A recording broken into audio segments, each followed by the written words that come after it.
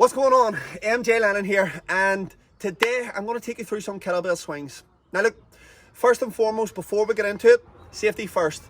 If you are feeling swings excessively in the lower back, please stop what you're doing.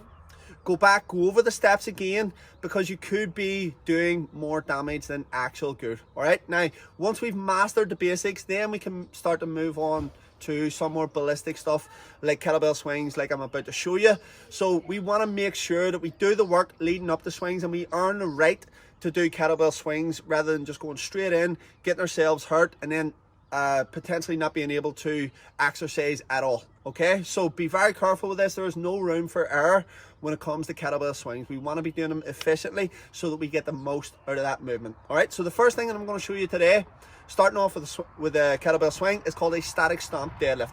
Once we've mastered the static stomp deadlift, from there then we can start to, like I say, move on to some ballistic stuff like a kettlebell swing.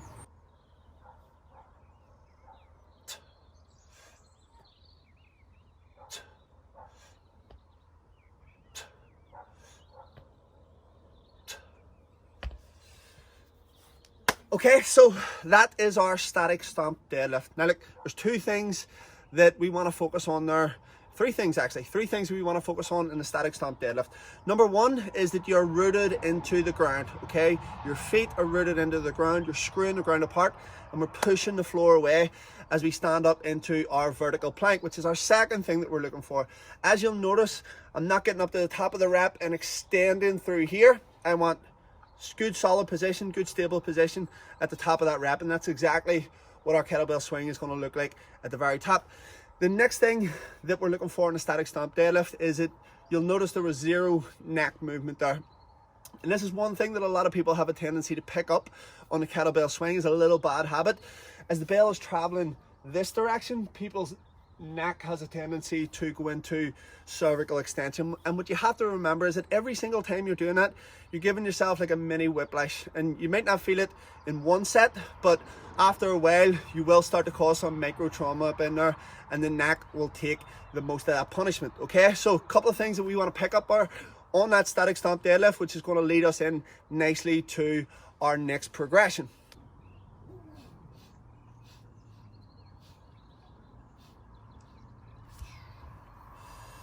Okay, so next little progression is called a pendulum swing.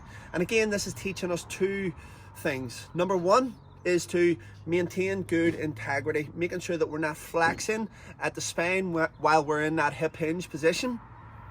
And then number two, it's teaching us to distribute our weight back and forth. As the kettlebell travels towards me, I shift my weight forward.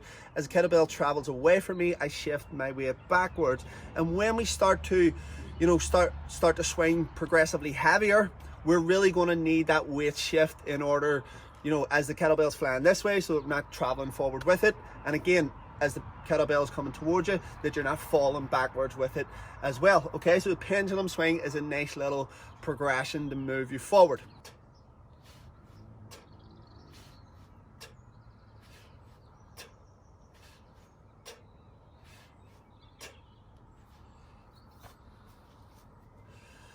Okay, so next little progression is called a towel swing, and this is one of my favorite, because here's what it does. It stops you from using your arms as in like a front raise when it comes to kettlebell swing, okay? Because most of the power, in fact all of the power, is generated from the hips, and when we go with a towel swing, it leaves us no other choice. And if there is some things that's going wrong in your kettlebell swing and you're feeling it in the lower back, using the towel will highlight that as well. Okay, so it will flag up the issue, and then you get to practice with the towel before we move on to full kettlebell swings.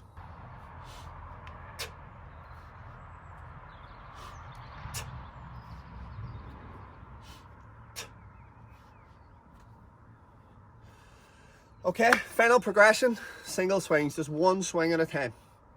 Like I say, if you are getting at the lower back or anything like that, break the movement down, go one swing at a time. Earn the right to be doing multiple sets and high volume with kettlebell swings, because once you've done that work, the swing is a massively effective exercise for conditioning. It is an amazing tool, but like I say, you gotta earn the right first of all. And if there is any problems with the lower back, anything like that, please do get some form of assessment, get some form of coaching. It will stand by you in the long run, my friend.